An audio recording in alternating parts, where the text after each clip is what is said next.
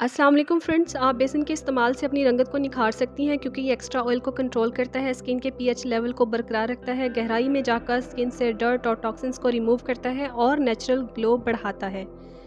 Skin को nourish करता है और उसको सॉफ्ट बनाता है और डेड स्किन को रिमूव करता है। हल्दी एंटीबैक्टीरियल और एंटी इन्फ्लेमेटरी है। ये एक्नी को ख़त्म करती है और डार्क सर्कल्स को भी ख़त्म करती है।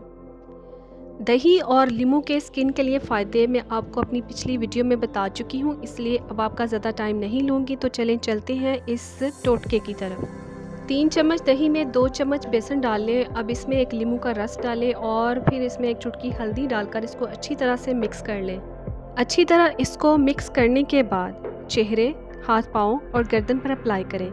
जब तक ड्राई ना हो इसे छोड़ दें और फिर सादा पानी से धो लें। याद रखें कि साबुन और फेस वॉश इस्तेमाल नहीं करना। इसके इस्तेमाल से ना सिर्फ आपकी रंगत गोरी होगी बल्कि दाग धब्बे भी आहिस्ता आहिस्ता ख़त्म हो जाएंगे और डार्क सर्कल्स का भी खात्मा हो जाएगा। हफ्ते में 2 दिन इसको इस्तेमाल करने से आप स्किन के बहुत से मसाइल से छुटकारा पा सकते हैं।